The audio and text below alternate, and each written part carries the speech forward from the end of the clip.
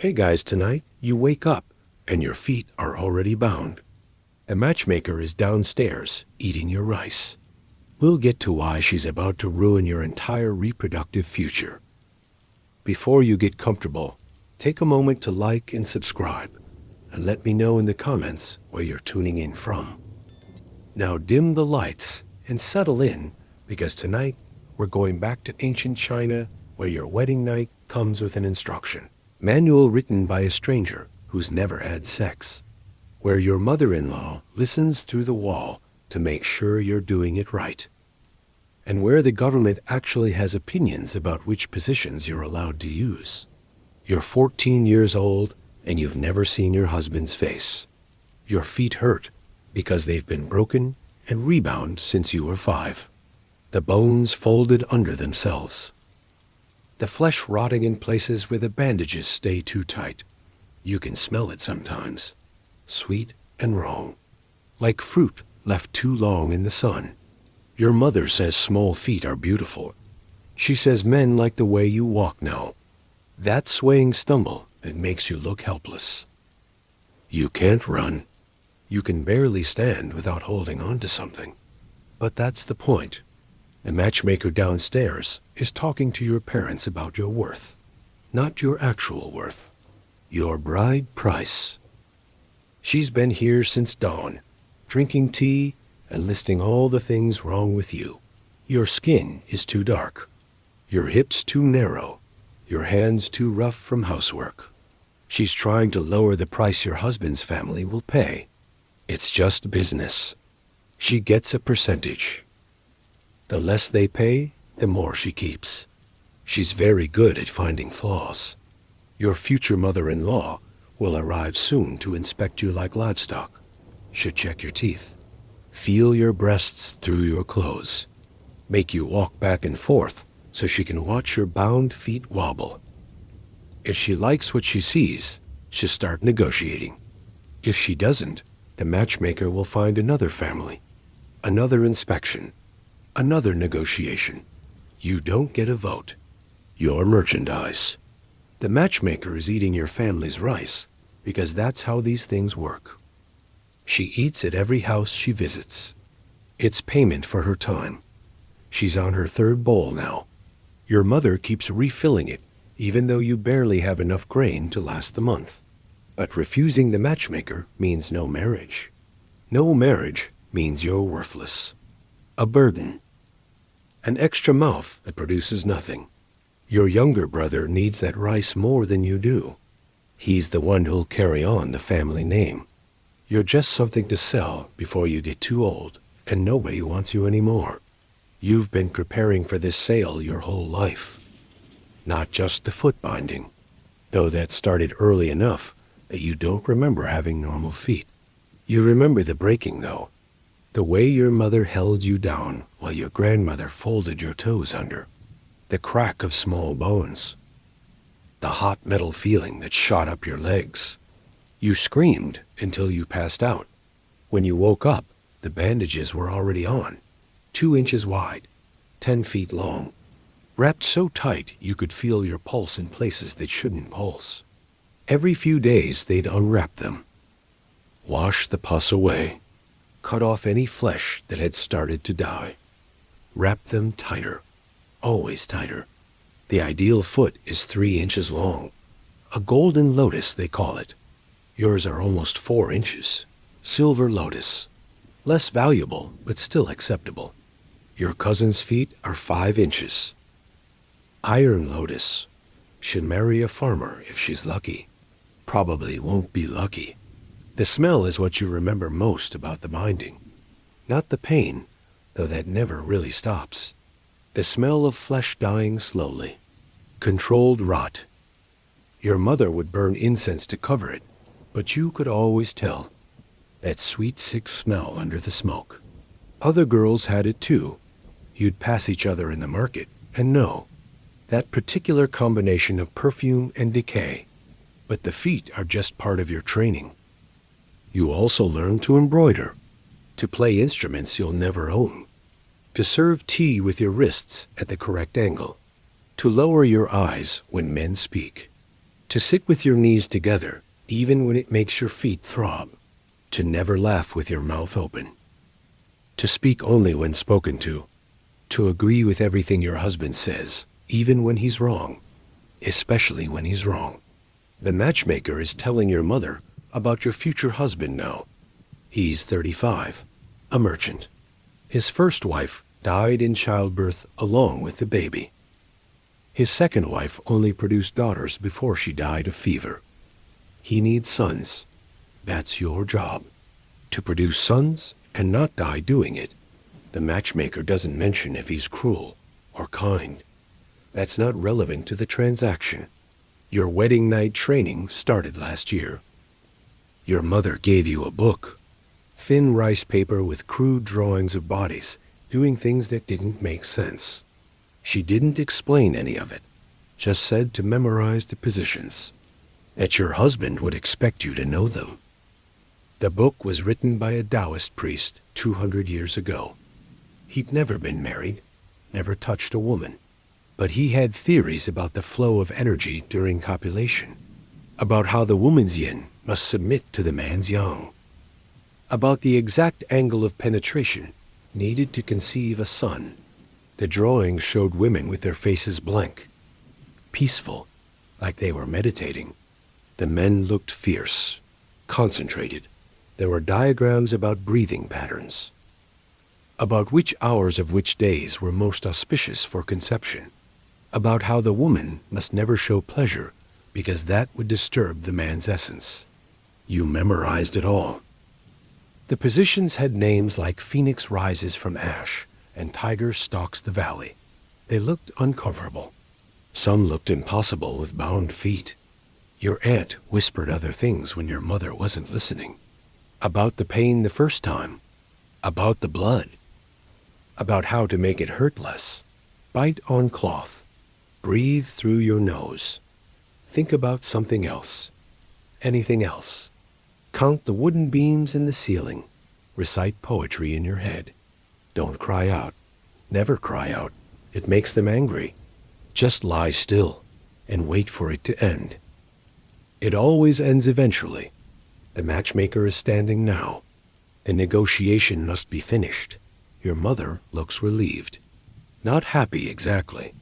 Just relieved that you've been sold for a decent price. The wedding will be in 3 months.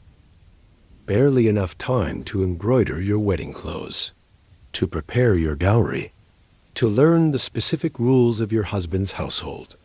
Every family has different rules, different punishments for breaking them. The matchmaker finishes her rice. She's eating the last grain slowly, making sure she gets every bit of food she's owed. Your stomach growls. You haven't eaten since yesterday. Brides need to be thin, delicate, fragile looking, like dolls that might break if handled roughly. Some girls starve themselves before their weddings, make themselves so weak they faint during the ceremony. That's considered attractive, evidence of good breeding. Peasant girls are sturdy, noble girls are breakable. You know about your husband's house already. The matchmaker described it in detail to justify the bride price. It has 2 courtyards, servants' quarters, a garden with real fruit trees. His mother lives there. His 2 younger brothers and their wives. His unmarried sister. His 3 daughters from his previous marriages. Plus the servants, the concubines. Oh yes, there are concubines. 2 of them, both younger than you, both already proven to produce children, even if they were just daughters. You'll be the official wife, the primary wife. That means you outrank the concubines technically. But they've been there longer. They know his preferences, his moods. They've already given him children.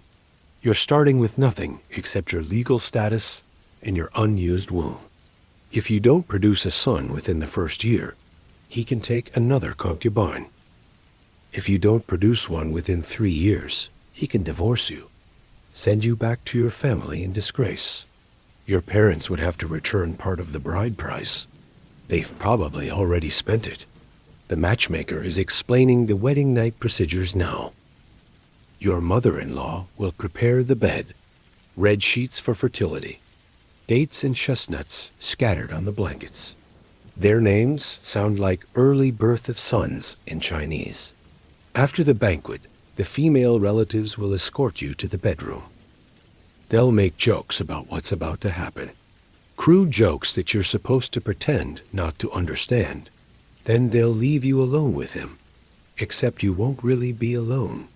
The mother-in-law will be listening outside the door. Sometimes they actually watch through cracks in the wall to make sure the marriage is consummated properly, to verify the blood on the sheets the next morning. If there's no blood, they'll assume you weren't virgin. The marriage can be dissolved. Your family disgraced. It doesn't matter that some women don't bleed their first time. The sheets must have blood. Your aunt told you how to cut yourself with a sharp fingernail if needed, where to cut so it looks right, how much blood is believable. After the wedding night, your husband will visit your bed when he wants sex or sons, usually both. You don't get to refuse. That's not a concept that exists. Your body belongs to him now. Actually, it belongs to his family. You're essentially property that can produce more property. The sons you birth won't really be yours either.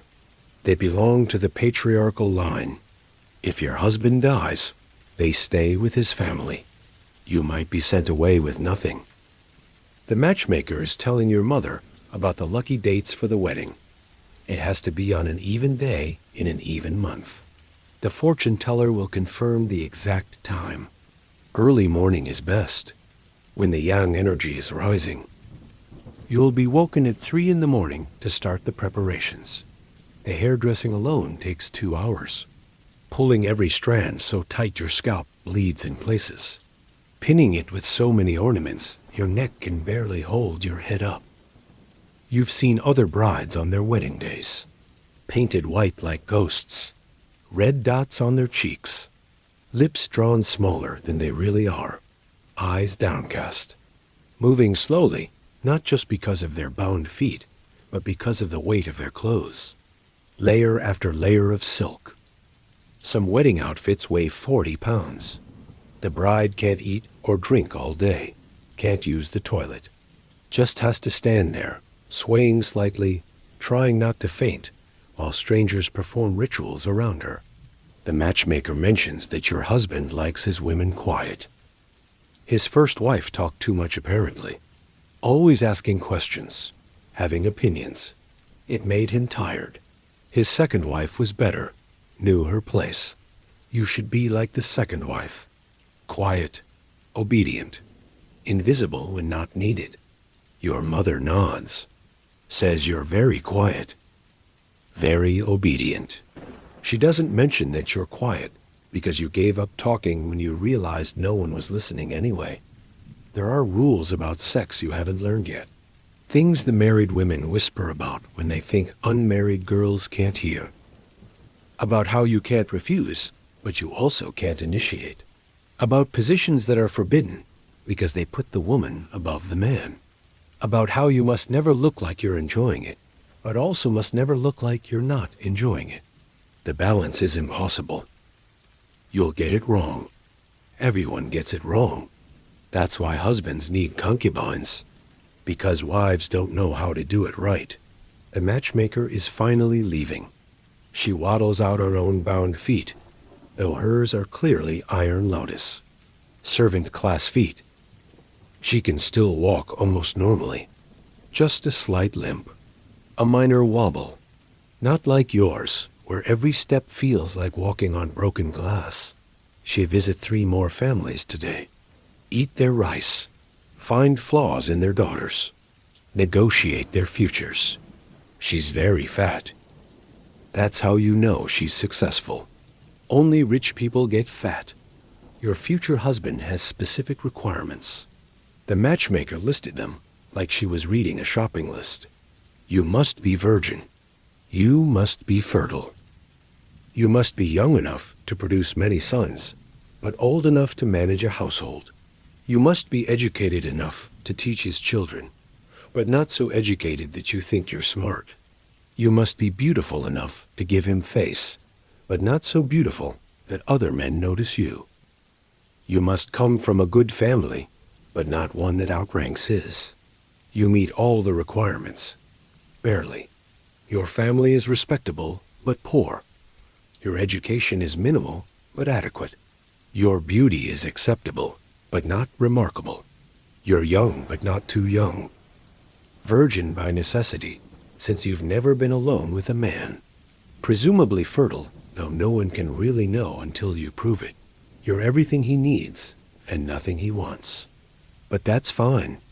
Wives aren't supposed to be wanted. They're supposed to be useful. The matchmaker told your mother about the other girls she showed to your husband's family. One was prettier, but her family wanted too much money. One was from a better family, but she had a lazy eye. One was younger, but seemed simple-minded. You won by being the least objectionable option, the one with the fewest flaws for the price. A bargain, really. Your mother should be proud. Your wedding night won't be about pleasure. It might not even be about making sons, though that's the official purpose. It's about ownership, about marking territory, about proving the transaction is complete. The blood on the sheets isn't evidence of virginity. It's a receipt, proof of purchase, proof that the goods were delivered in the promised condition. The instruction manual your mother gave you has a section about wedding night duties. The bride must be passive but responsive, silent but encouraging, still but cooperative. The contradictions make your head hurt. How can you be passive and responsive? How can you encourage without making sound? The book suggests you grip the bed frame. That way your husband knows you're affected, but you're not actively participating. You're just holding on. There's a whole chapter about breathing. When to hold your breath. When to exhale slowly. When to gasp quietly. Never loudly. Never in a way that suggests actual feeling. The breath should be decorative, like everything else about you. Pretty, but meaningless. The book says breathing wrong can damage your husband's yang essence. Make him weak. Make him impotent. Everything is somehow your fault, even when you're just trying to breathe. The matchmaker told your mother you're lucky. Your husband is rich, established. He probably won't beat you without reason. He has concubines, so he won't bother you too often. Just enough to make sons. Once you produce an heir, maybe two, he'll leave you alone. You can focus on running the household, managing the servants, raising the children, growing old quietly in the women's quarters while he takes younger concubines. That's the best case scenario. Grow old quietly. Invisibly, uselessly once your womb stops working, but at least you'll be fed, housed, clothed. Your sons will take care of you. If you have sons. If you don't, you'll be sent to live with whatever relative will take you, or the Buddhist temple if you're lucky. The streets if you're not.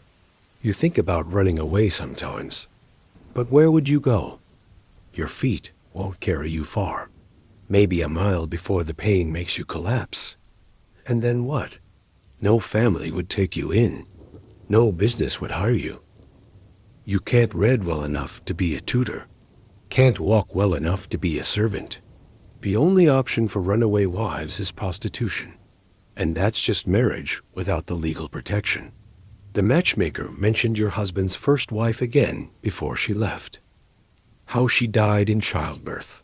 How common that is. 1 in 5 women die that way. Maybe more. The baby was too big. Got stuck. 3 days of labor before she finally died. The baby died too, suffocated in the birth canal. Your husband was very disappointed. He'd paid a lot for that wife. She came from a better family than yours. Had smaller feet. Was prettier. But none of that matters when you're dead. Your mother is already planning your trousseau, the clothes you'll take to your husband's house, the jewelry that will become his property once you marry, the bedding you'll embroider with symbols of fertility. dragons and phoenixes, pomegranates full of seeds, paired mandarin ducks for marital harmony. You'll spend 3 months making things beautiful for a bed you'll dread lying in. The concubines will hate you. That's just how it works. You outrank them, but they have seniority. They have his affection, what little he has to spare. They have children that call him father. You have nothing but your title, and it won't protect you from their subtle warfare. They'll put salt in your tea. Hide your hairpins. Tell the servants to ignore your orders. Whisper to your husband that you said things you didn't say. You'll fight back the same way. Everyone does. The household runs on women's silent warfare, while the man pretends not to notice. There's another book your mother hasn't shown you. Your aunt told you about it. Written by a woman for women, about how to survive marriage, not be happy in it. Just survive it.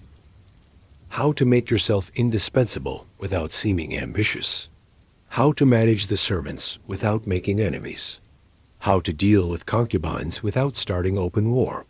How to raise sons who will protect you when you're old. How to not go insane from the boredom and isolation and constant fear of failure. The book is banned, of course. Women aren't supposed to write advice for other women. That suggests they have knowledge worth sharing, agency worth protecting. But copies circulate anyway.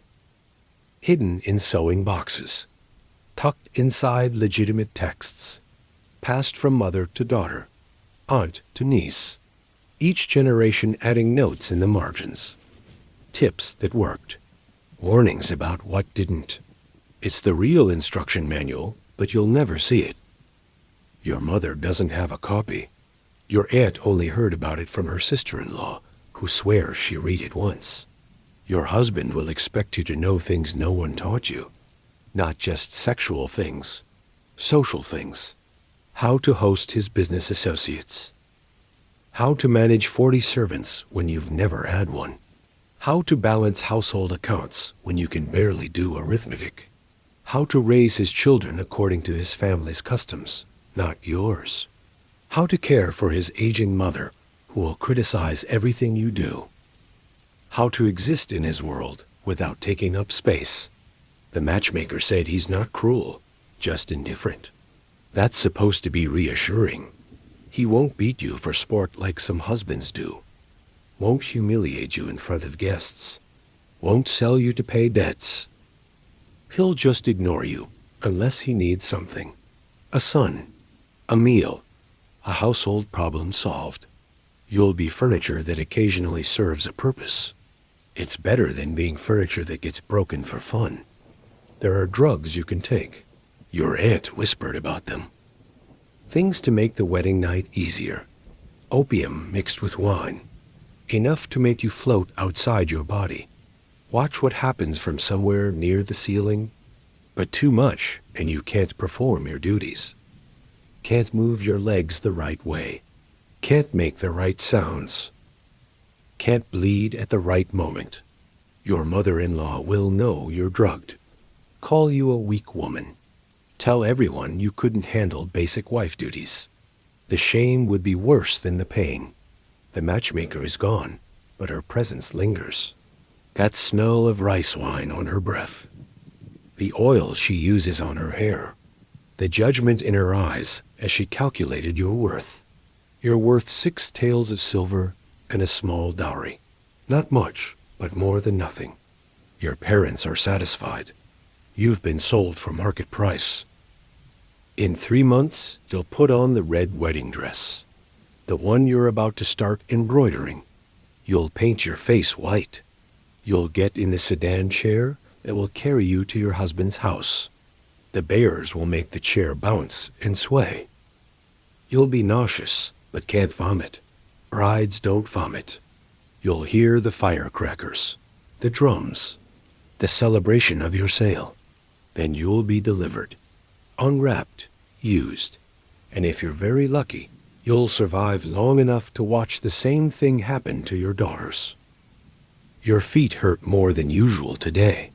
The weather is changing. Rain coming. The bones ache differently when rain is coming, like they remember being whole, like they're trying to straighten themselves out. You shift your weight, but there's no comfortable position. There never is. Just different distributions of pain. The matchmaker mentioned something else before she left. Your husband has particular tastes. She didn't elaborate, but your mother's face changed. Got tighter. She nodded like she understood. Said you'd be prepared. You don't know what that means, but you know good. Particular tastes never are. Your cousin got married last year. She won't talk about her wedding night. Won't talk about her husband at all. Just sits in the corner of family gatherings embroidering. Always embroidering. Her mother-in-law says she's slow. Takes too long to finish simple tasks. But you've seen her work. It's perfect.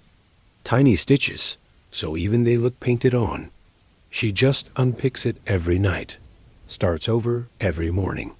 The same phoenix rising from the same ashes. Over and over. Her husband has particular tastes too. There's a sound from downstairs. Your mother talking to someone. Another matchmaker? No. Your brother is home from school. You can hear his heavy feet on the stairs. He still has whole feet. Can run, jump, kick stones down the street. He's 12 and already taller than you. Already more valuable. He'll inherit the house, the business, the family name. You'll inherit nothing but another family's burdens.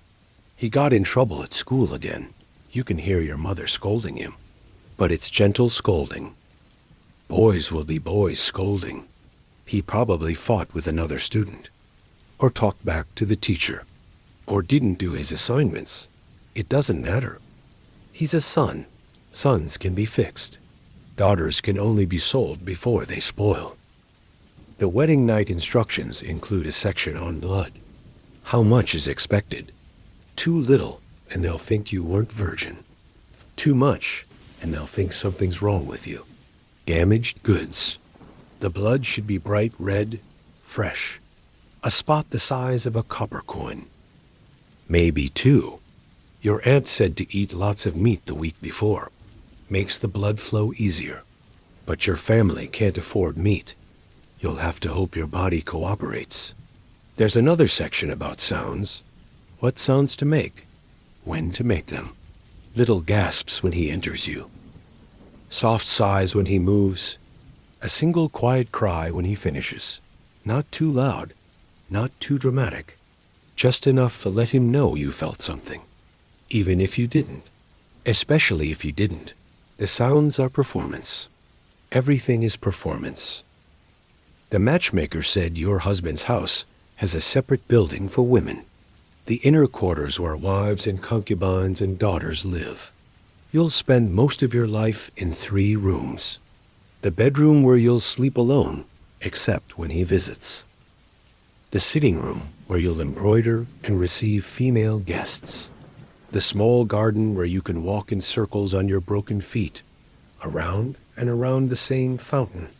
The same flowers, the same walls that keep you in and the world out. You'll see your husband maybe once a week. Less if the concubines keep him busy. More if he's trying to make a son. He'll come to your room at night. Use your body. Leave before morning. You might exchange 5 words. Is Lord husband well?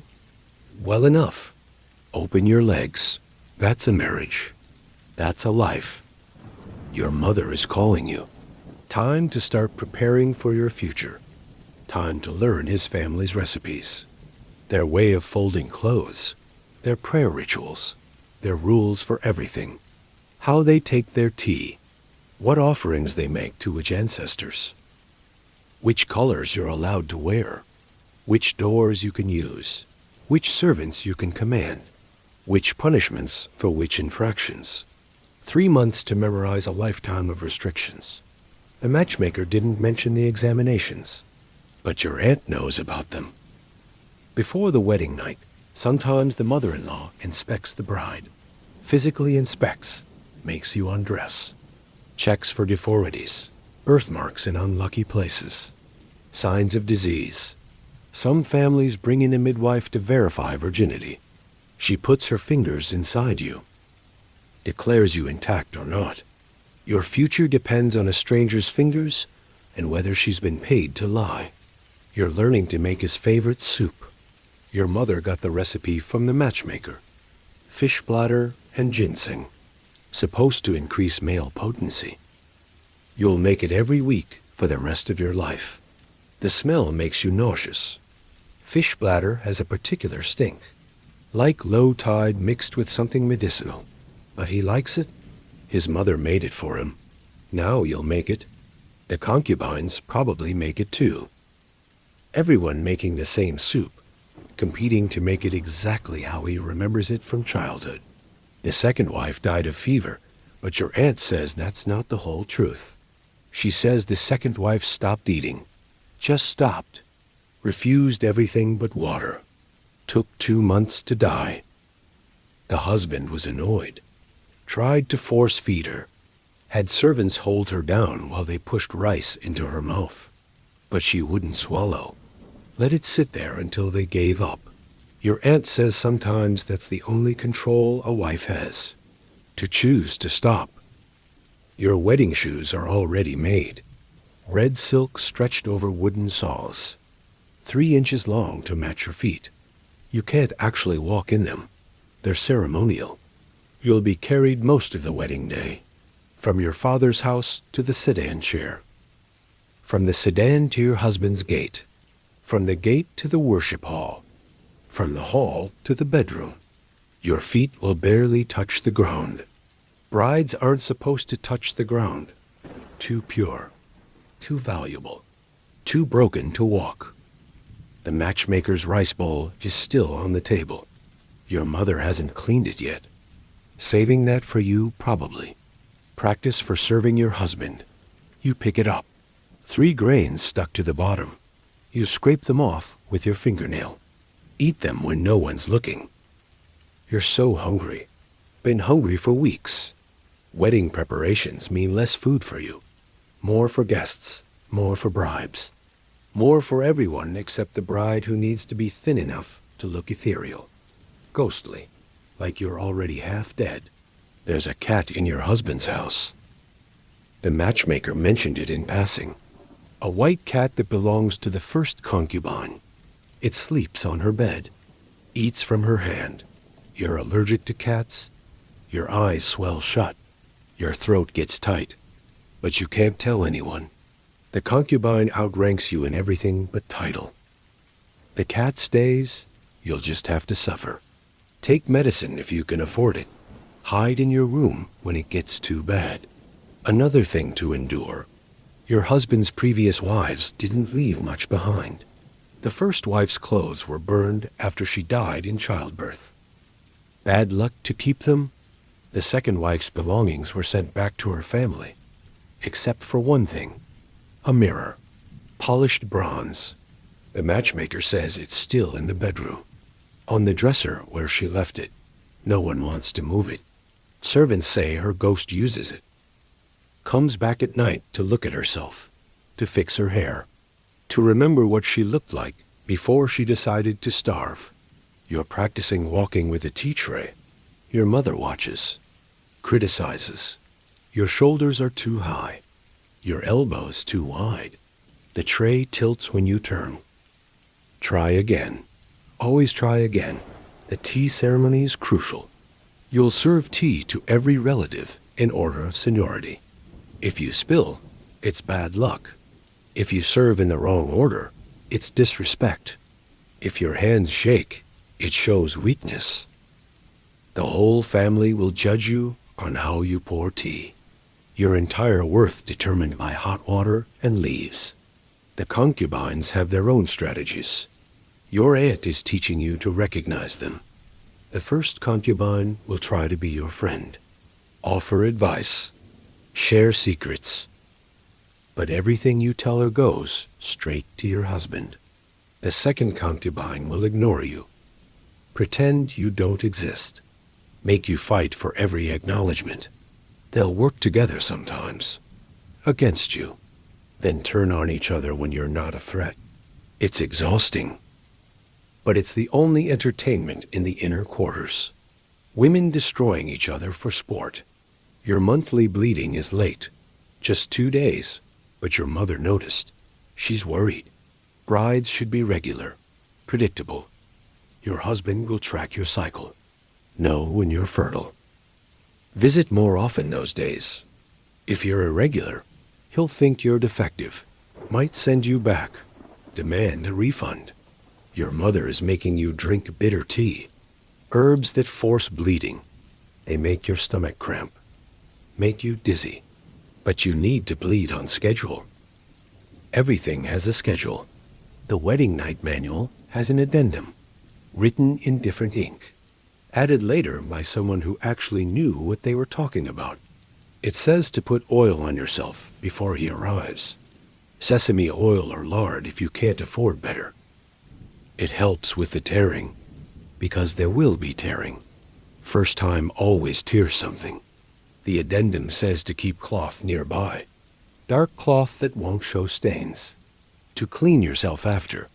To hide the evidence of pain. Your brother is learning calligraphy. You can hear his brush on paper. Smooth strokes. Even pressure. He's writing poetry about mountains and rivers. Things he's free to see. You're learning to embroider butterflies.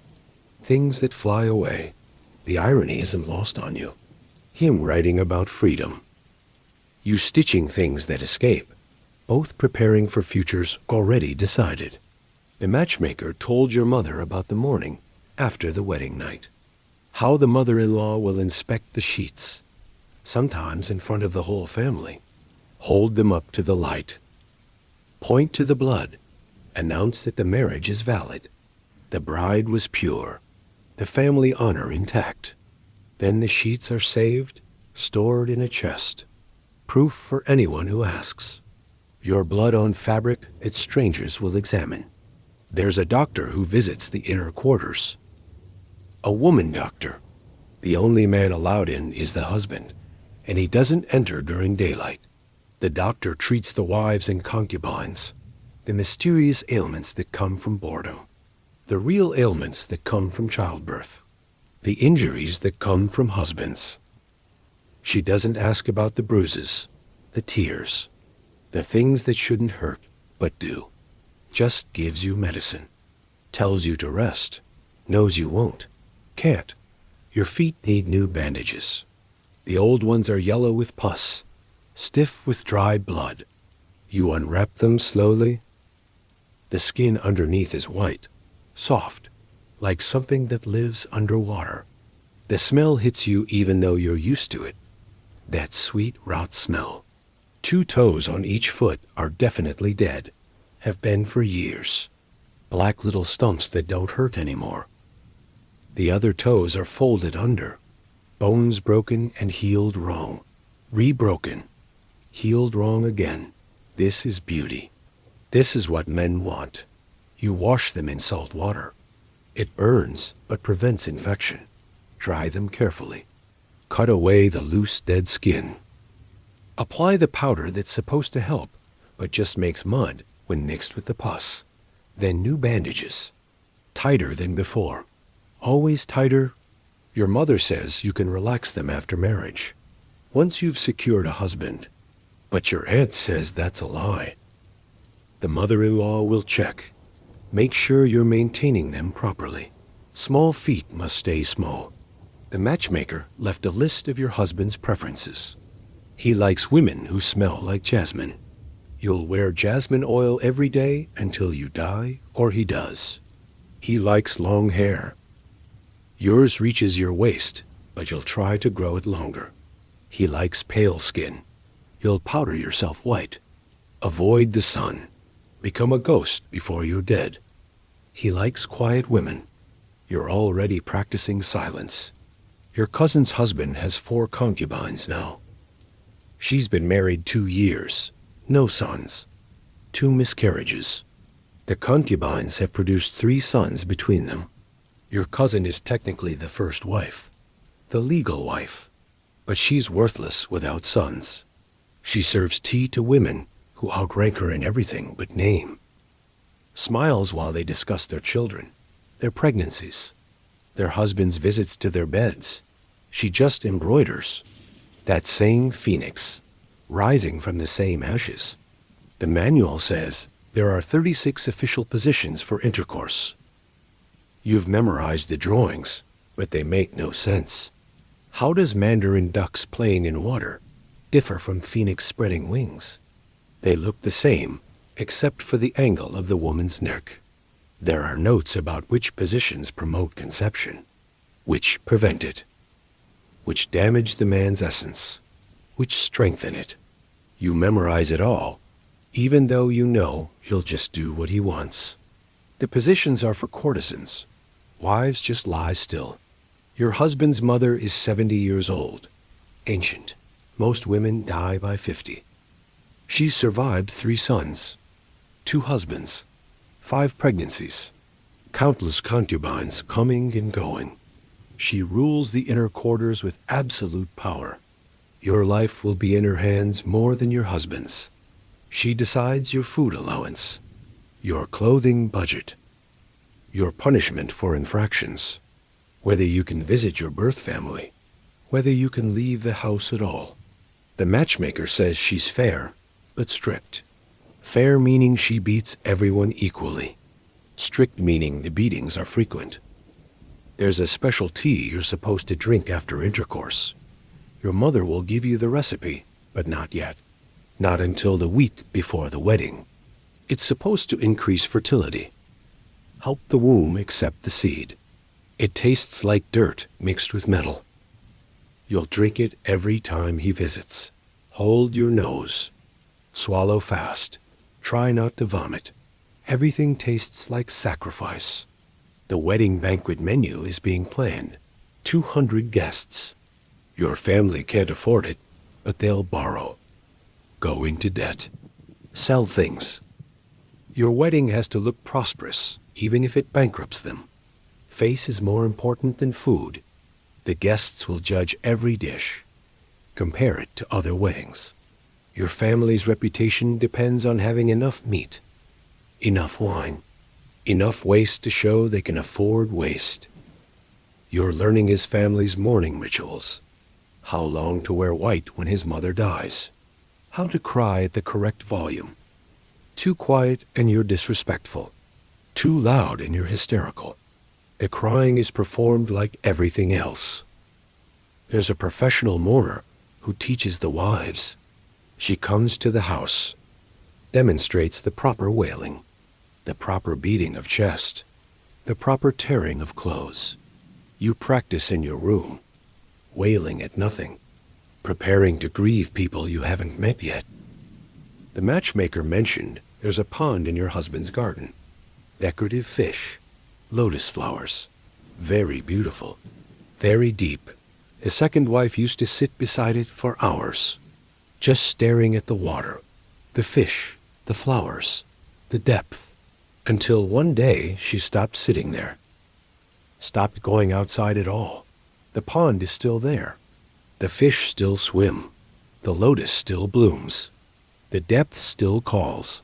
Your wedding dress is starting to take shape. Red silk with gold thread. Dragons for him. Phoenix for you. Clouds that mean happiness. Bats that mean fortune. Every symbol means something. Every stitch is a wish for a future you don't want. You prick your finger. Blood drops on the silk. Your mother makes you start that section over. No blood on the wedding dress. That's bad luck. As if your whole marriage isn't already bad luck. As if luck has anything to do with what's about to happen to you. The inner quarters have rules you haven't learned yet. Who can speak first at meals? Who gets the best pieces of meat? Who sits where? Who walks through which door? Who can discipline whose children? Who can complain to the husband? Who can request money? Who can leave the compound? The hierarchy is complex, changes daily based on who's pregnant, who just gave birth, who's in favor, who's being punished. You'll enter at the bottom despite your title. have to earn every tiny privilege. Prove your worth through sons or silence. Your husband's business involves silk. The matchmaker made sure to mention this. How wealthy silk merchants are. How stable the business. How you'll never want for clothing, but you know about silk. How the worms are boiled alive. How their cocoons are unwound. How something has to die for beauty to exist. You'll be wrapped in death, decorated with sacrifice. It's fitting, really. There's a bruise on your mother's arm. 4 finger marks. Your father grabbed her last night. You heard the argument about the wedding costs, about borrowing money, about selling your grandmother's jewelry. Your mother wanted to keep one piece, a hairpin, something to remember her mother by. Your father won. The hairpin will be sold. Your wedding matters more than your mother's memories. Everything matters more than women's memories. The concubines have children who call another woman mother. You'll have to be nice to these children. Your husband's blood in another woman's body. They'll live in your house, eat your food, compete with your future children for inheritance. But you'll smile, treat them well, because hurting them would hurt your husband's bloodline. And the bloodline is all that matters, not the women who produce it, not the women who raise it, just the blood itself, the male blood, the only blood that counts. Your aunt is teaching you about pregnancy, how to tell if it's a boy or girl. Boy babies sit high, make you crave salty food, make your feet swell. Girl babies sit low, make you crave sweet food, make you beautiful. If it's a girl, there are ways to end it before it's born. Herbs that cause cramping, falling downstairs accidentally, drinking too much of certain teas. Your aunt doesn't say she's done these things. Doesn't have to. She has no daughters. The wedding night will be witnessed in more ways than one. Not just the mother-in-law listening. Not just the blood on sheets. Your husband's ancestors will be watching too. Their portraits in the bedroom. Their spirits in the air. Judging your performance. Your worthiness to carry their bloodline. The manual says to acknowledge them before the act. Bow to their portraits. Ask for their blessing. Promise to produce sons. As if the dead care about your promises. Your hands are getting rough from embroidery. Tiny cuts from the needle. Calluses from the frame. Your mother makes you soak them in milk she can't afford to waste. Soft hands are important. They show you don't do real work. Just decorative work. Appropriate work. Your husband will hold these hands once. During the tea ceremony. Feel their softness. Judge their worth.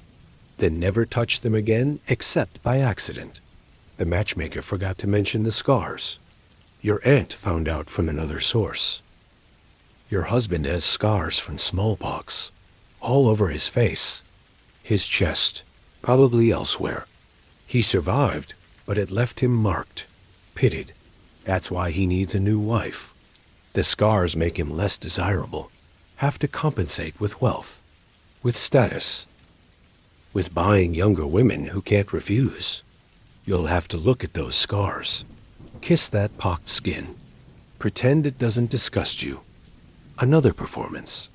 There's a chance you'll die in childbirth. Your mother did the calculations. Based on your hip width, your height.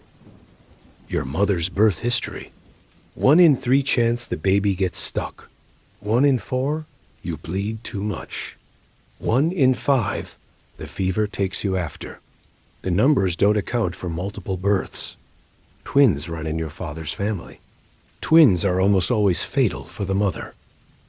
Too much strain, too much tearing, too much blood. But twin sons would secure your position forever. If you survived, when you don't survive, your wedding veil is being made by specialists. Red silk so fine you can barely see through it. You won't see your husband's face until after the ceremony. Won't see the guests. won't see anything but red shadows, red shapes, red movement around you. You'll be led by the hand like a blind woman, which you essentially are. Blind to your future, blind to choice, blind to anything but the red silk between you and the world. The concubines will test you immediately.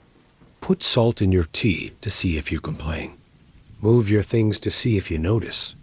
Tell the servants to ignore you to see if you fight back. Use your makeup without asking. Wear your jewelry. Sit in your chair. Small violations that establish dominance. You can't win. Fight back and you're difficult. Don't fight and you're weak. Either way you lose. The only victory is producing sons before they do. Your monthly bleeding started. Finally. Your mother cried with relief. Strange to celebrate blood. But this blood means you're functional, marketable, worth the price paid. You change the cloth between your legs. Dark cloth that hides stains. You'll use these same type of cloths on your wedding night. For different blood. Blood that proves opposite things. This blood proves you're not pregnant. That blood will prove you've never been touched. Both bloods defining your worth. The manual has a section about, after he finishes, how to lie still, how long to wait before moving. Some men fall asleep immediately. Some want you gone. Some want to talk, though. You should never initiate conversation. Let him decide what happens after. Your job is just to be available for whatever he needs. A body, an ear, an absence, whatever makes him comfortable. Your comfort is irrelevant.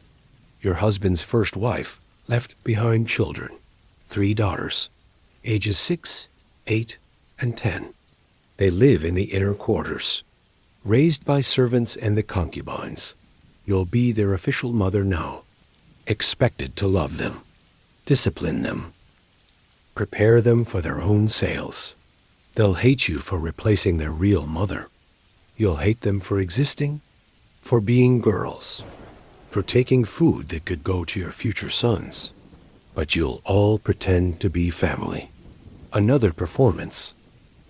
Continuing, maintaining style patterns. The matchmaker didn't tell you about the nephew, your husband's older brother's son. He lives in the house too, 17 years old, almost a man. He'll see you every day, at meals, in the courtyard, walking the halls. You'll have to avoid his eyes, never be alone with him, never speak to him directly. The proximity to a young man who isn't your husband is dangerous. Even if nothing happens, the suggestion of something is enough. The wives watch each other, report suspicious behavior. A conversation too long, a glance too direct, a smile too warm, any excuse to eliminate competition. Your feet are bleeding again, through the bandages, through your shoes, leaving prints on the floor. Your mother pretends not to see, makes you walk the length of the house. Practice the wedding shuffle, that specific walk that shows you're crippled correctly, beautifully broken. The blood drops follow you like breadcrumbs, like evidence, like the trail you'll leave from your father's house to your husband's, a path of pain you can never follow back. There's something else about the wedding night your aunt just told you. Sometimes the husband is too drunk, can't perform, but the marriage must be consummated. The blood must appear. So you cut yourself, smear the sheets, tell everyone it happened. The mother-in-law might know you're lying, might check for other evidence. Bruising, swelling, the smell of sex. But if the blood is there, she'll usually pretend to believe. The performance matters more than the truth. Your brother broke a bowl today. Threw it in anger about something trivial. Your parents laughed, said boys have spirit, need to express themselves. Last month you dropped a bowl. Accident. Your hands were shaking from hunger. Your father hit you. Your mother made you skip dinner. Side clumsy girls become clumsy wives. Nobody wants a clumsy wife. The broken pieces look the same. Sharp white ceramic on the floor, but his broken bowl was spirit. Yours was failure. The wedding sedan chair is being prepared, painted red, decorated with gold. Dragons and phoenixes dancing around the borders. The bearers have been hired. 4 men who'll carry you from one life to another. They're supposed to shake the chair, make the ride bumpy. It shows the bride is light, delicate, bird-boned, but too much shaking and brides vomit. Pass out. Arrive at their new homes covered in their own sick. The bearers have to balance. Enough movement to show you're small. Not so much that you arrive ruined. Your husband's house has a ghost. Not the second wife, someone older. A concubine from his father's time. She hung herself in the storeroom, from the beam where they hang the dried meat. No one knows why. No one asks. She was just a concubine, disposable, replaceable. But servants say she still walks the halls, still goes to the storeroom, still swings from that beam. You'll have to get meat from that room. Stand under that beam. Pretend you don't feel her watching. The manual says there are times when intercourse is forbidden. During your monthly blood, obviously. During certain festivals. After a death in the family. When he's sick. When you're pregnant, but not showing yet. When you're showing, but not due yet. When you've just given birth. The forbidden times are the only times you're safe. The only times your body belongs to you. Even if it's just because you're temporarily too polluted to touch. Your mother is teaching you to make dumplings. His favorite kind, pork and chives. The dough has to be perfect.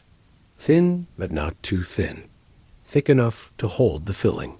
Thin enough to show it. The pleats have to be even 18 folds exactly. No more, no less. Your fingers cramp from the precision. You've made 300 practice dumplings. Thrown them all away.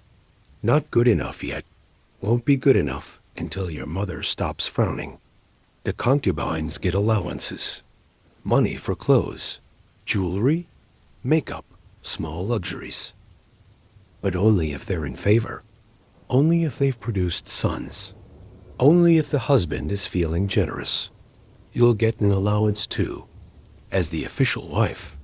But the mother-in-law controls it, decides what you can buy, what you need, what you deserve, which is usually nothing. You'll wear the same clothes until they fall apart. Use the same makeup until it's gone. Pretend you don't need things. Pretend you're above wanting. There's a rumor about your husband. Your aunt heard it at the market.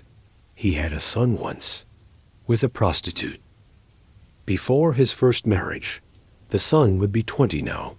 But he can't be acknowledged. Can't inherit. Bastards don't count. The prostitute still works at the same brothel. Still sees him sometimes. He pays for her silence. Pays for her son's education. But the boy will never call him father. Never carry his name. All those wives and concubines trying to give him what he already has, but can't claim. Your wedding shoes are too small, even for your tiny feet. But that's intentional. Shoes should be smaller than feet. Shows you're delicate, refined. The pain is proof of breeding. You practice standing in them. Can't practice walking. Can barely balance. Your mother holds your arm. Helps you sway in place. You'll wear these shoes for 18 hours. Through the ceremony, the banquet, the bedroom rituals. Your feet will bleed, swell, maybe crack. But you can't remove the shoes. Can't show weakness. Can't ruin the performance. The second concubine is pregnant. The matchmaker just sent word. Due 3 months after your wedding. If it's a boy, your position is already undermined. You haven't even arrived, and you're already losing. The concubine is 16, beautiful, proven fertile. Everything you're supposed to be, but younger, fresher, already succeeding where 2 wives failed. Your mother gets quiet when she hears. Knows what this means. You'll have to conceive immediately. Produce a son first. Or at least produce one too. Your aunt brings you a gift. A small knife. Thin as paper, sharp as winter. She shows you where to hide it. In the seam of your wedding dress. Where no one will check. She doesn't say what it's for. Doesn't have to. Sometimes husbands are cruel. Sometimes the wedding night goes wrong. Sometimes a small blade is the only agency you have. To defend yourself. Or to end yourself. Either way, it's yours. The only thing that will be. The manual has a chapter about pleasing your husband. Not sexually. That's a different chapter. This is about daily pleasure. Remembering his preferences. Anticipating his needs. Knowing when he wants conversation and when he wants silence. Reading his moods, his footsteps, the way he breathes when he's angry, the way he sits when he's tired. You have to become an expert in a stranger. Study him like a subject. Map him like territory. All without him noticing you're paying attention. Your cousin is pregnant. Finally, after 2 years. She's sick every morning. Can't keep food down. Getting thinner instead of rounder. But she smiles. Real smiles for the first time since her wedding. If it's a boy, she's safe. If it's a girl, at least she proved she can conceive. Either way, she's not barren. Not worthless. The embroidery phoenix is finally put away. She's making baby clothes now. Tiny garments for a child who might save her life. The wedding date is getting closer. 2 months now. Your mother is getting frantic. So much to prepare. So much to teach you. So much you don't know. Can't know. Won't know until it's too late. She tries to tell you everything. Speaks in code about things mothers don't discuss. Uses metaphors that make no sense. Talks about gardens that need plowing. Fields that need seed. Rivers that run red. You nod like you understand. You don't. You won't until you're bleeding and confused and wondering why no one told you the truth. Your father sold the house. Part of it anyway. The back section where your grandmother lived. Where you were born. Where your feet were bound. It's gone now. Paid for your wedding. For the banquet. For the dowry. For the appearance of prosperity. The new owners move in next week. You hear them measuring, planning, discussing renovations, erasing your history, your childhood, your memories. But memories don't pay for weddings. Only property does. The matchmaker sends updates. Your husband is having new clothes made for the wedding, importing wine from another province, hiring musicians.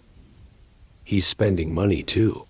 Performing wealth, showing the community he can afford a new wife, a young wife, a proper wife, not like the first one who died, not like the second who quit.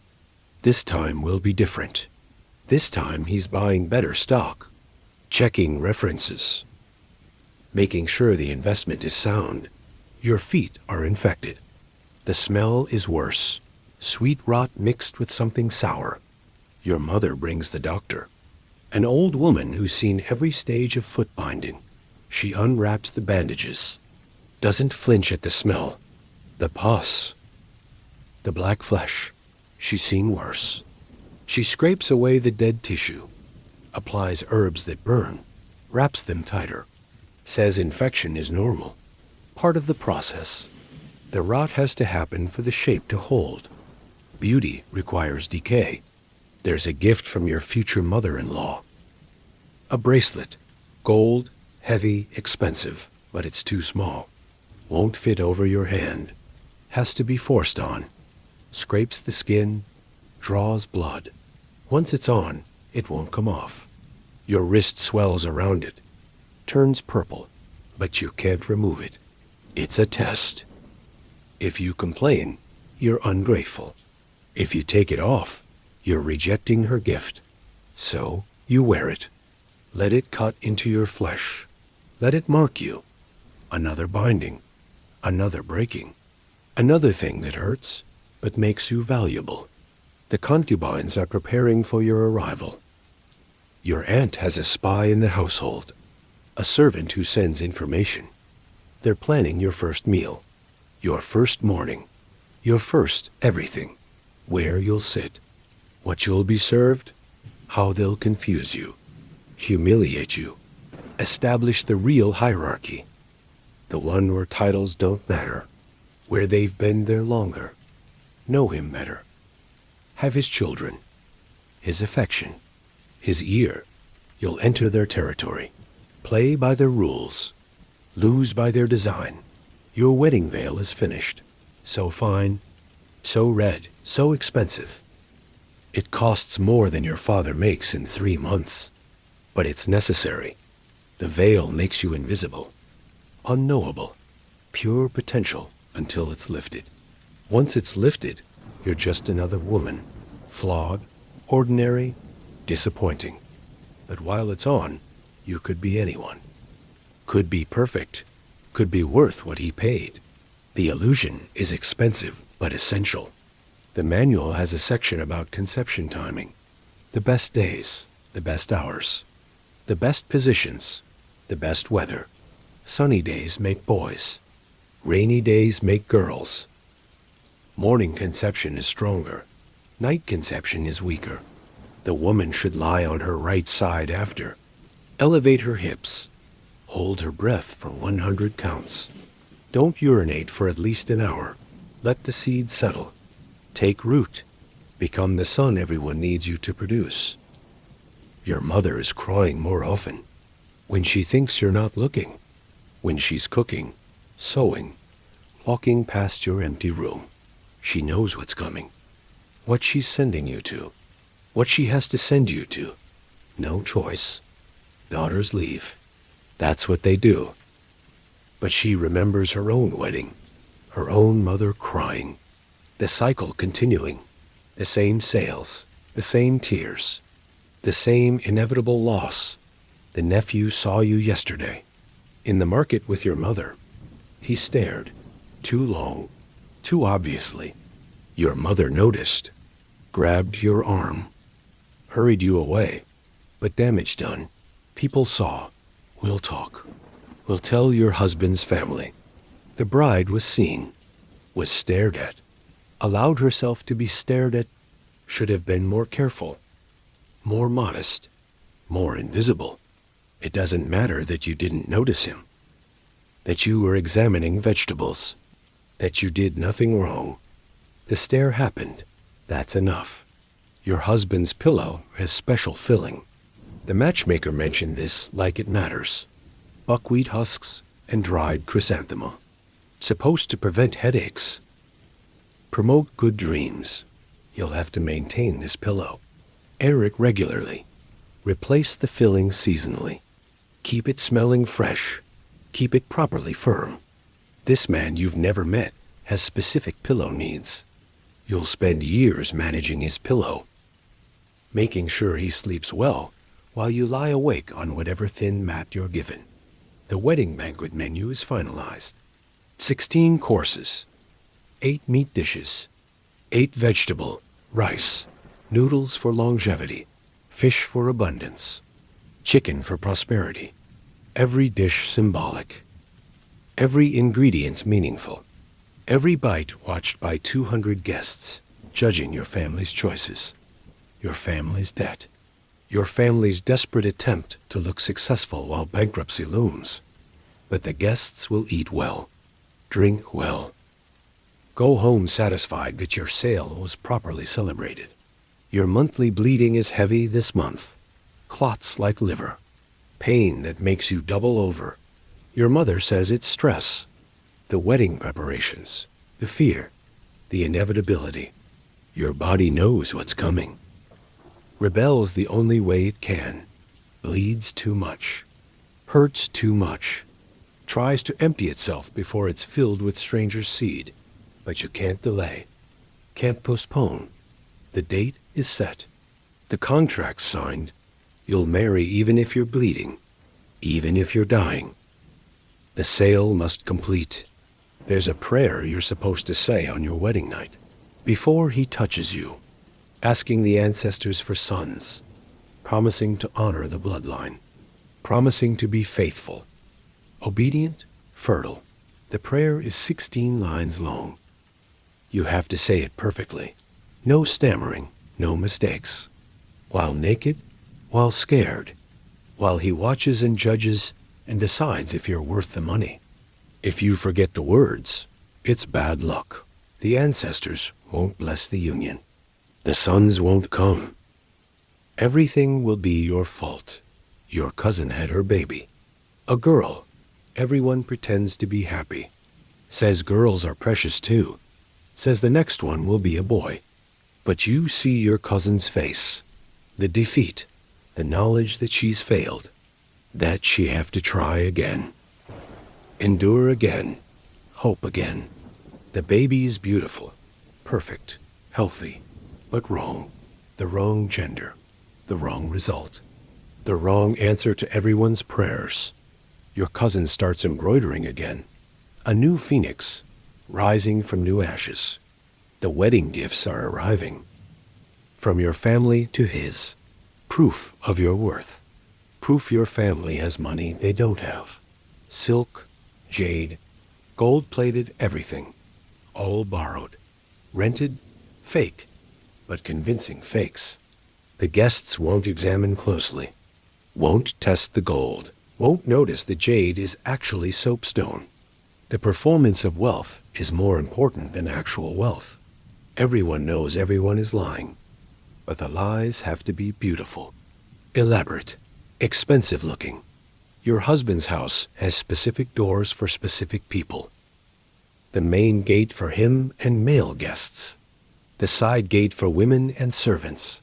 The back gate for deliveries and bodies. You'll enter through the main gate once, on your wedding day, carried over the threshold. After that, always the side gate. Always the women's entrance. Always reminded of your place, your status, your permanent position as secondary, despite being the primary wife. The matchmaker is visiting again. Final instructions. Final warnings. Don't look him in the eye until he tells you to. Don't speak until spoken to. Don't eat too much at the banquet. Don't drink any wine. Don't laugh. Don't cry. Don't show any emotion except mild pleasure. Don't resist. Don't be too eager. Don't be too passive. Don't be anything but what he expects, which is nothing. Be nothing. That's safest. Your feet are as small as they'll ever be. The binding worked. 3 3/4 inches. Not quite golden lotus. Not quite perfection, but close enough. Your mother measures them one last time. Records the number. This is what should tell people. What she'd brag about at the market. My daughter's feet are only 3 3/4 inches. As if that's an achievement. As if the years of pain and rot and infection were worth 3/4 of an inch of pride. The manual has a final chapter. About after the wedding night. The morning after, how to walk if you're torn. How to hide the pain. How to serve breakfast despite the bleeding. How to smile at your mother-in-law's inspection. How to pretend everything is fine, normal, exactly as expected. The chapter is short, just 1 page. As if the aftermath doesn't matter. As if surviving is assumed. As if the rest of your life is just footnotes to that first violation. Your wedding day arrives like death. Inevitable. Unstoppable. You're awake at 3 in the morning. They start with your hair. Pulling each strand so tight you feel it in your teeth. The hairdresser has opium on her breath. She needs it for the tedium. Hours of pinning, winding, securing. Your scalp bleeds in 12 places. The pins go in like needles, like tiny spears, like warnings of what's coming. The weight of the ornaments makes your neck bend, makes you look submissive before you even leave the house. The makeup comes next. White lead powder. Poisonous but pretty. It burns slightly, makes your skin tight, dry, dead looking, which is the point. Brides should look like ghosts, like they're already gone. The red dots on your cheeks, the tiny painted mouth. You don't recognize yourself. Good. You're not yourself anymore. Your merchandise being prepared for delivery. The sedan chair arrives. 4 men who smell like rice wine and sweat. They'll carry you for 2 miles. Through the streets, past the vendors, past the neighbors watching, past your childhood, past any chance of different choices. The chair is narrow, airless. The red curtains block everything but shadows. You hear the drums starting, the firecrackers, the celebration of your erasure. They lift the chair, you lurch, grab the sides. Already nauseous, the movement is intentionally rough. Shows you're light, delicate, worth carrying. But also shows you're helpless. Can't walk, can't run, can't escape. The bearers sing wedding songs. Crude ones about wedding nights, about blood, about wives who cry, about husbands who conquer. Everyone laughs. Everyone knows what's coming. Everyone except you really. The manual didn't explain the specifics, just the positions. The theory, not the actual mechanics of penetration. Your husband's house appears through the curtain gaps. Bigger than described, colder looking. Gray walls that go up and up. Iron gates that clang shut behind you. The sound of finality, of ownership changing hands. You're inside now. The property transferred. The sale complete. No returns. No refunds. No exchanges. The mother-in-law waits at the entrance. 70 years of judgment in her eyes. She examines you through the veil. Can probably see more than you can. Years of practice evaluating merchandise. She nods. Barely. You pass. Barely. The minimum acceptable standard for her son's 3rd attempt at marriage. The ceremony is endless. Owing to ancestors you don't know. Bowing to heaven. To earth. To parents. To husband. Always bowing. Always lower. Always acknowledging your position beneath everyone. Everything. Your knees hurt from kneeling. Your back aches from bending. Your feet throb from standing. But you keep bowing. Keep performing submission. Keep showing them you know your place. Your husband's hand touches yours during the tea ceremony. First contact. His skin is rough, dry, older feeling than expected. He grips too hard, makes your bones shift. The bracelet from his mother cuts deeper. You don't react. Can't react. Just pour tea with a hand that's going numb. Serve him first, then his mother, then his brothers, then their wives. The concubines aren't at the ceremony. They're not family. Neither are you yet. But at least you get to pretend. The banquet is overwhelming. 200 faces you can barely see through the veil. Eating, drinking, discussing your value. Your father already drunk. Your mother trying not to cry.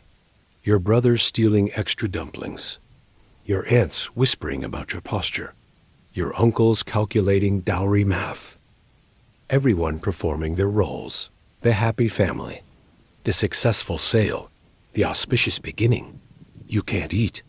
The veil makes it impossible. Also, you're not supposed to. Brides don't eat at their own weddings. Don't drink. Don't speak unless spoken to. Just sit there. Decorative. Like the flowers on the table. Like the lanterns overhead. Pretty. Silent. Temporary. Tomorrow the flowers will be dead. The lanterns put away. You'll still be here. Trapped in your decoration. The concubines watch from doorways. You catch glimpses. Young faces. Pretty faces. calculating faces. They're measuring their competition, finding your weaknesses, planning their strategies. The first concubine is prettier than you, smaller feet, bigger breasts, already pregnant with her second child. The second concubine is younger, maybe 15, fresh, unmarked, everything you're about to stop being. The nephew stares again, through the crowd, through your veil. You feel it like heat, like danger. He's handsome in an obvious way, the kind of handsome that knows it's handsome, that expects things because of it. Your husband sees the stare, sees you notice it. His hand tightens on his wine cup. The porcelain cracks. No one mentions it, but everyone hears. Everyone knows. You've been here 3 hours and already you've done something wrong. Existed in the nephew's line of sight. The evening stretches. Guests get drunker, louder. The jokes get cruder. About wedding nights, about young wives, about old husbands who need young wives to remember how things work. Your husband laughs. Forced laughter. Performative laughter. He's as trapped in this as you are. Has to play the eager groom, the virile husband, the man who needs a third wife because he's so powerful, so fertile, so masculine. Not because the first two died, not because he's desperate for sons, not because he's running out of time. Finally, the escorts arrive. Female relatives who'll take you to the bedroom, prepare you, tell you things you should have learned years ago, but didn't because no one talks about these things. They're drunk too, giggling, making hand gestures that seem obscene, talking about your husband's reputation, his preferences, his particular tastes, the matchmaker mentioned. They won't say what they are. Just laugh, say you'll find out, say everyone finds out, say the second wife found out too much. The bedroom is red. Everything red. Sheets, curtains, lanterns, even the air seems red, thick with incense, jasmine, sandalwood, something else that makes you dizzy, makes your limbs heavy. The escorts undress you, layer by layer. 40 pounds of silk removed, revealed, your body underneath smaller than expected, bones visible, hip bones, collar bones, rib bones. All the bones that show you've been starving correctly. They put you in a sleeping robe, thin, white, nearly transparent. You can see your own body through it. The small breasts, the concave stomach, the place between your legs they've told you nothing about, just that it exists, that it's for your husband, that it will hurt, that the hurt is normal, expected, required even. If it doesn't hurt, you're not pure. If you're not pure, the marriage is void. The escorts leave, giggling, whispering. Some will stay outside, listening, waiting for evidence, for sounds, for confirmation that the transaction is being finalized. You sit on the bed, the dates and chestnuts scattered around you, fertility symbols that feel like mockery, like expectations you can't meet, like futures you don't want. You hear him coming, heavy footsteps, uneven. He's drunk too. Everyone's drunk except you. You're painfully sober, painfully aware, painfully everything. The door opens. He enters. You see his face clearly for the first time. The scars are worse than described. Pockmarks like someone took bites out of his skin. His eyes are red, bloodshot, tired, angry maybe, or just resigned, like you. He doesn't speak, just looks, evaluates his purchase. You don't know if you should look back or look away. The manual said both, said neither, said whatever pleases him. But how can you know what pleases a stranger? He approaches, sits on the bed, the mattress dips. You tip toward him. Catch yourself. Steady yourself. Try to look graceful. Fail. He touches your hair first. The elaborate construction the hairdresser spent 4 hours creating. He pulls out pins, one by one, drops them on the floor.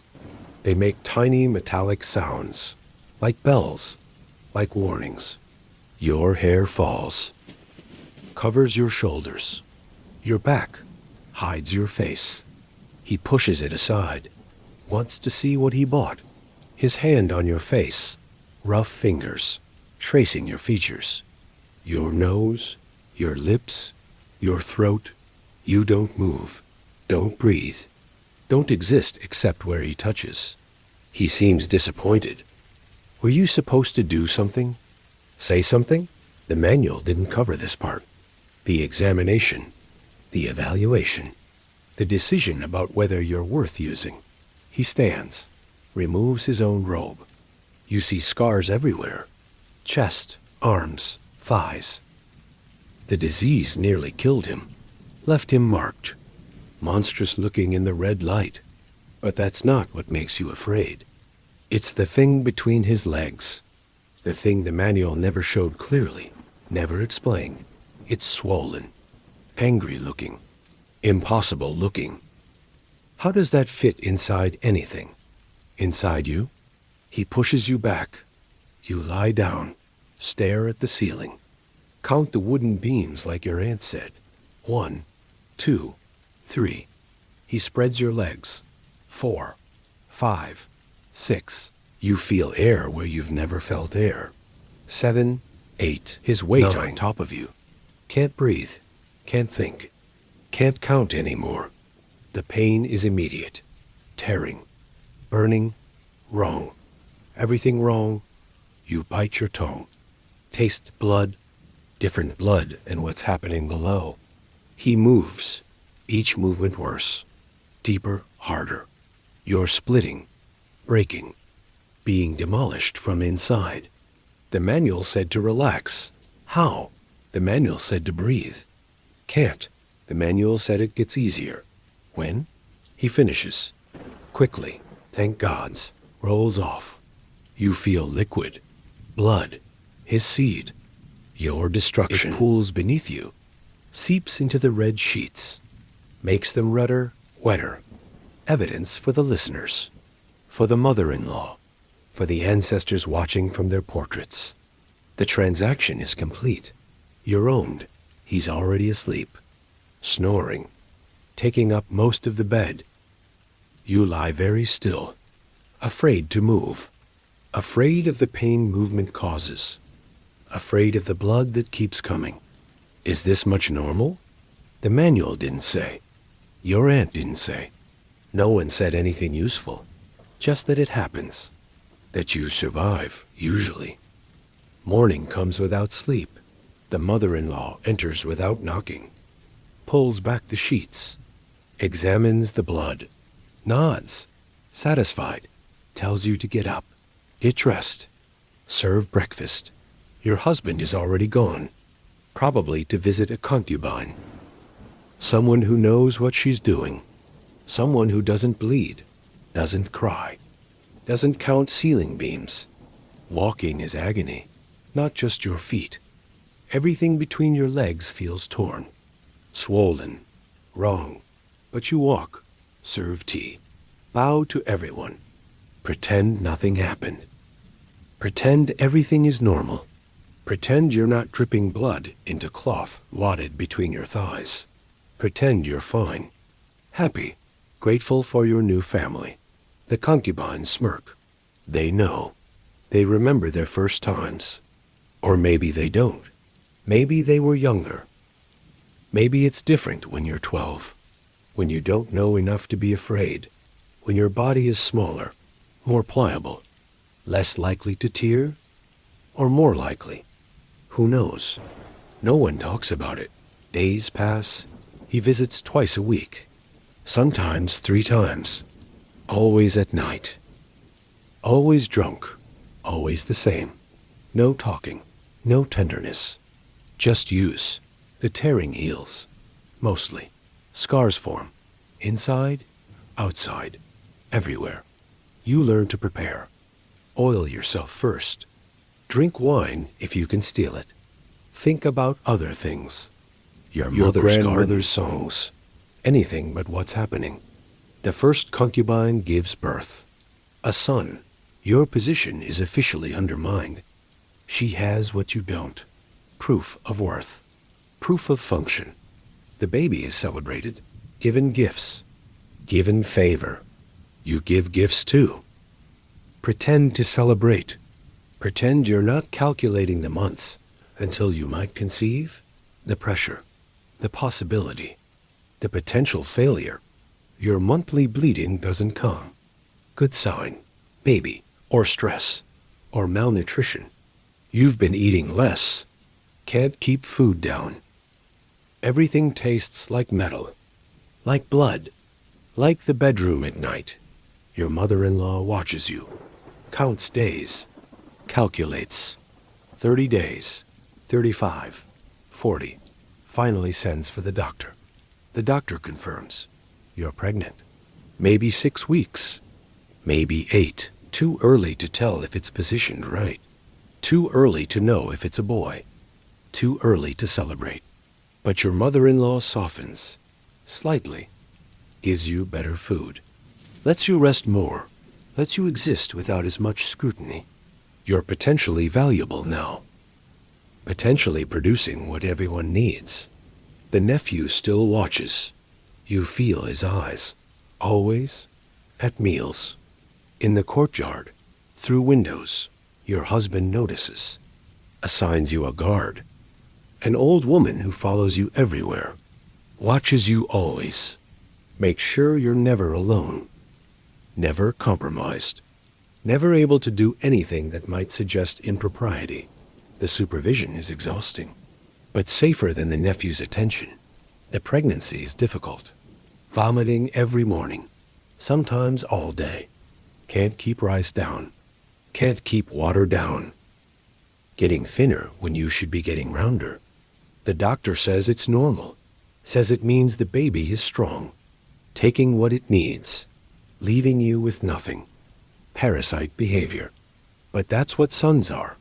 Parasites you're supposed to love. Your husband visits less. The pregnancy makes you untouchable, polluted, dangerous to his young energy. He spends nights with the concubines. You hear them sometimes, laughing, moaning, performing pleasure. Or maybe feeling it. You don't know the difference anymore. Don't care. You're grateful for the reprieve, for the nights alone, for the body that temporarily belongs to you again. Month 4. The bleeding starts. Just spotting. Then more. Then cramps that double you over. The doctor comes. Makes you drink bitter tea. Tells you to lie flat. Don't move. Don't speak. Don't think stressful thoughts. As if thoughts control anything. As if you have any control. The bleeding stops. Starts again. Stops. The baby holds on. Stubborn. Like its father. Like the family you've joined. Stubborn survivors. The second concubine is pregnant now too. Due 2 months after you. If you both have sons, you'll still win. First son matters most. But if yours is a girl and hers is a boy, you're finished. Demoted to worthless wife who can't even produce correctly. The pressure makes your chest tight, makes your heart skip, makes the baby kick, or flutter, or whatever that feeling is. Movement, life, potential disappointment. Month 6. You're huge, belly distended, feet more swollen. Can barely walk on your broken, bound feet. Have to be carried most places. Carried to meals. To the garden. To the toilet. Helpless. Infantile. Exactly what they want wives to be. Dependent. Immobile. Trapped by biology and architecture and tradition. The nephew leaves. Sent to another province. Business supposedly. But everyone knows why. His attention was becoming obvious. Dangerous. Your husband's solution. Remove the temptation. Not punish the nephew for staring. Remove him. Make the problem disappear. make you safer, or just less of a liability. Month 7. The baby moves constantly. Rolls, kicks, hiccups. You can see your belly shift. Alien movements under skin. The mother-in-law puts her hand on your stomach. Feels the movement. Pronounces it male. Says boys move like that. Strong, aggressive, demanding. You hope she's right. Need her to be right. Your life depends on her being right. The second wife's ghost appears. You see her in the mirror. The bronze mirror she left behind. Standing behind you. Thin, transparent, hungry looking. She doesn't speak. Just watches. Watches you grow what she couldn't. Or wouldn't. You want to ask why she stopped eating. Why she chose starvation over this life. But you know why. You're living why. Month 8. Everything hurts. Back, hips, pelvis. The baby is low, heavy, pressing on things. Making you pee constantly. Making you waddle more than your bound feet already make you waddle. Double crippled. The servants laugh. Not meanly, just absently. The way people laugh at penguins. Creatures so malformed they're comedy. Your husband visits once. Looks at your belly. Touches it possessively, like checking his investment. His seed growing. His bloodline continuing. He doesn't touch you. Doesn't look at your face. Just the belly. The product. The potential son. You're just the vessel. The incubator. The thing keeping his property warm. Month 9. Labor starts at dawn. Slow at first. Tightening. Releasing. Waves that build. The midwife comes. Examines you. Says it'll be hours. Maybe days. First babies take time. Have to force their way out. Create the path. Tear the passage. She says this cheerfully. Like destruction is festive. The pain intensifies. Becomes constant. Becomes everything. You can't think. Can't speak. Can't exist outside the pain. It's bigger than you. Older, primal. The pain that's killed millions of women. That's killing you now. Slowly. Incrementally. Cell by cell. 20 hours. The baby won't come. Stuck. Too big. Wrong position. The midwife reaches inside. Tries to turn it. You scream. Really scream. Not the decorative sounds from your wedding night. Real animal screaming. Your mother-in-law slaps you. Says ladies don't make such noise. Says you're embarrassing the family. 30 hours. Blood everywhere. Too much blood. The midwife looks worried. Sends for the doctor. He won't come. Male doctors don't attend births. Unclean, improper. The midwife does something. Cuts something. You feel the blade. Feel the tearing. Controlled tearing instead of random. The baby shifts, moves, crowns. 36 hours. The baby is out. Purple. Quiet. Not breathing. The midwife slaps it. Shakes it. Breathes into its mouth. Nothing. Again. Finally, a cry. Again. Weak, watery, but alive and male.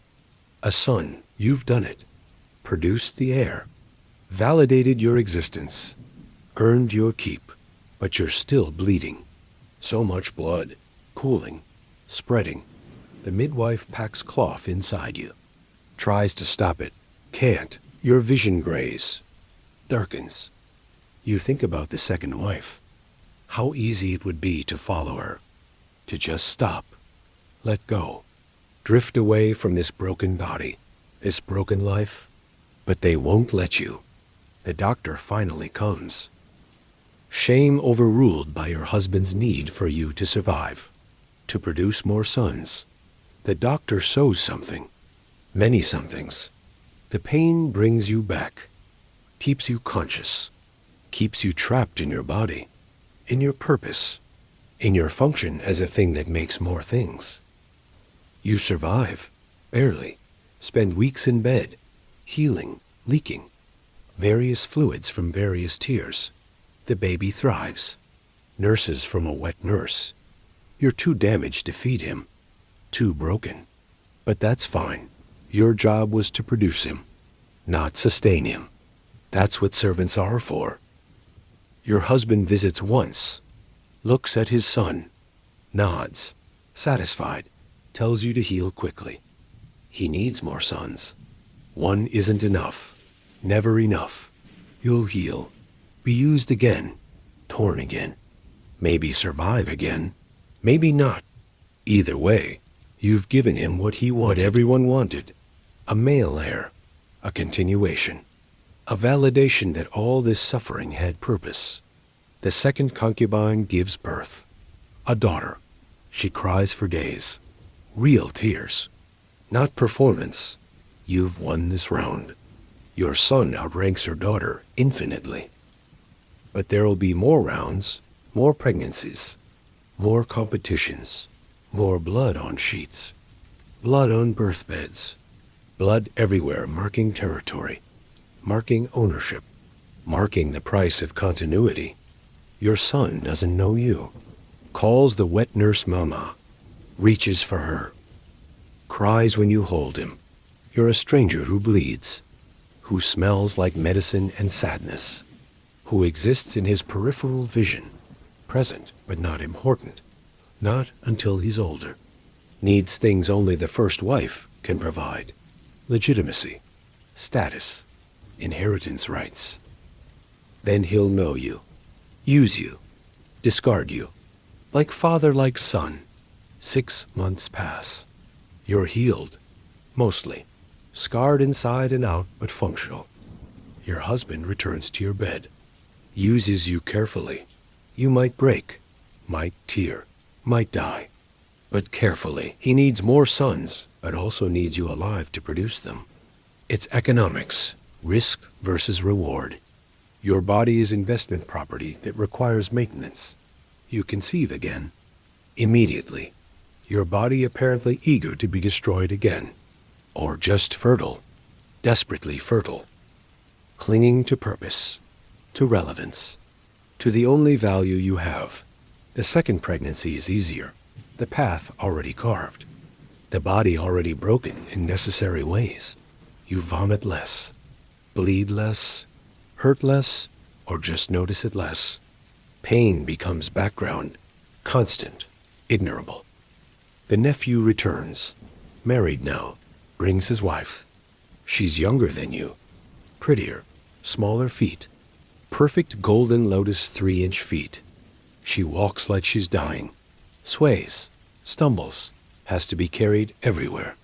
You recognize the pain in her eyes. The confusion. The resignation. Another girl sold. Another body to be used. Another competitor for resources. For attention. For survival. The second pregnancy ends at 7 months. Stillborn. Perfect. Male. Dead. Your mother-in-law cries. Real tears for the grandson who'll never exist. Your husband says nothing. Just stops visiting for 3 months. Punishment. Disappointment. Disgust maybe. You failed. Produced death instead of life. Wasted his seed. Wasted everyone's time. But you have to try again. No choice. Your living son isn't enough. One son is nothing. Could die. Could be stupid. Could be weak. Need spares. Need abundance. Need proof of virility. Of fertility. Of divine favor. So you heal. Prepare. Endure. Conceive again and again. By 30, you've been pregnant 8 times. 3 living sons. 2 dead ones. 3 miscarriages. Your body is destroyed. Prolapsed uterus. Stress incontinence. Chronic pain. Infected feet that won't heal. Teeth falling out from calcium depletion. Hair thinning. Skin sagging. You look 50, but you've done your job. Produced heirs. Secured your position. Earned your death. The first concubine has 6 children. 4 sons. 2 daughters. She wins ultimately. Quantity over your quality. The second concubine disappeared, ran away, found floating in the river 3 days later. Suicide or murder unclear, unnecessary to determine. Just another woman who couldn't endure, who chose the river over the bedroom, the pond over the prison. Your husband takes new concubines, younger, prettier, smaller feet. The cycle continues. You're the grandmother now, the mother-in-law, the one who inspects, who judges, who perpetuates. You could be kind, could change things, could protect these new girls, but you don't, won't, can't. They need to suffer like you suffered, need to break like you broke. Otherwise, what was it all for? Your oldest son marries. His bride arrives, 14, terrified, bleeding from her feet, from her wedding night, from existing. You inspect the sheets, nod, declare her adequate. Watch her serve breakfast through tears. Remember yourself. Choose to forget, easier to forget, to perpetuate, to pretend this is culture instead of commerce, tradition instead of trafficking. The nights are quiet now. Your husband is 70, impotent probably, or just exhausted. The concubines service him, but nothing comes of it. No more pregnancies, no more sons. Just old flesh against young flesh, the sounds through walls, the performance of virility, the pretense of purpose. Everyone pretending this matters. This means something. This isn't just decay. You teach your granddaughters to embroider, to serve tea, to lower their eyes, to break their feet. You hold them down while their mothers fold the bones. Listen to them scream. Tell them it's beauty. It's necessary. It's love. The lies come easily now. Practiced, perfected, performed so often you almost believe them. Your feet don't hurt anymore. The nerves died years ago, along with most of the tissue. They're just stumps now, bone and scar tissue. The smell never went away. That sweet rot smell. But you're used to it. Everyone's used to it. The smell of female beauty, of feminine sacrifice, of what happens when you break something slowly, deliberately, lovingly. Sometimes you dream about walking, real walking, running even, your feet whole, your body intact, your choices your own. But you wake to reality, to broken bones, to broken everything, to the life you never chose but must finish living, to the daughters and granddaughters you're breaking, to the endless cycle of sales and suffering. The second wife's ghost still visits, stands in the mirror, watches you become her, old, broken, complicit. She doesn't judge, doesn't speak, just watches, waits, knows you'll join her eventually. All wives become ghosts. Some just start before they're dead. Your husband dies on a Tuesday, in a concubine's bed, inside a concubine fitting in. You're told to mourn, to wail, to tear your clothes. You perform grief, professional grief, practiced grief, but feel nothing. Relief maybe, or just emptiness where relief should be. He's gone, but the system remains. The house remains. The expectations remain. Your sons inherit, fight over property, over business, over who deserves what. You're relegated to the widow's quarters. Smaller rooms, less food, less everything, but also less scrutiny, less performance, less pretending to be anything but tired, bone tired, soul tired, tired of being tired. You stop eating, like the second wife, not dramatically, just gradually. Food tastes like nothing, like ash, like the incense at your husband's funeral. Your sons don't notice. Your daughters-in-law are grateful. One less mouth, one less mother-in-law, one less reminder of what they'll become. It takes 3 months, 3 months of choosing nothing over something, of controlling the only thing you ever could, your own subtraction, your own deletion, your own quiet rebellion against a life that was never yours. The last night, you dream about your feet, not whole feet. That's too far gone to imagine, but unbound feet, feet allowed to rot naturally, to decay on their own terms, to be ugly without purpose, without beauty, without meaning, just feet dying because everything dies. Not because someone decided death was beautiful. You wake before dawn. The house is quiet. Everyone asleep. You go to the pond, the one where the second wife used to sit, where the lotus blooms, where the water is deep, dark, patient. It's been waiting. For her, for you, for all the wives who choose the only choice they're ever given. The water is cold, shocking, then numbing, then nothing. Like marriage, like pregnancy, like life. First the shock, then the numbness, then nothing. Always nothing.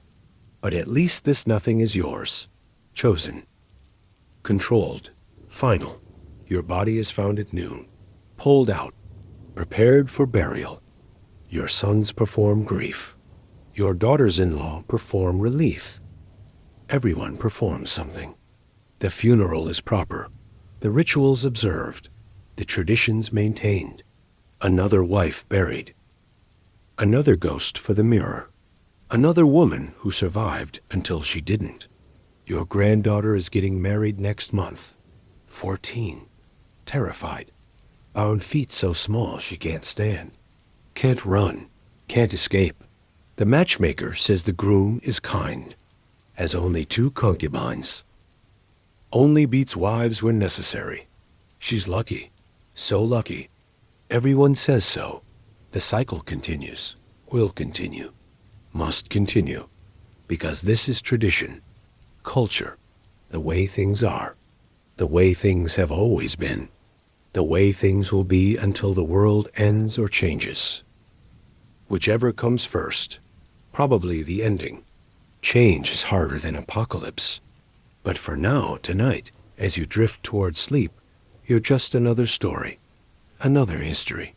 Another woman who lived and died badly in ancient China. Where sex sucked. Where marriage sucked. Where everything sucked if you were born female. Born breakable. Born to be broken. Born to break others in turn. Close your eyes. Count backward from 10. Think about your own feet. Whole, unbound, carrying you wherever you choose to go. Think about that freedom. That impossible freedom. That freedom that exists now but didn't then. Couldn't then. Wouldn't then. Sleep well. Dream of walking. Dream of choosing. Dream of never having to be her.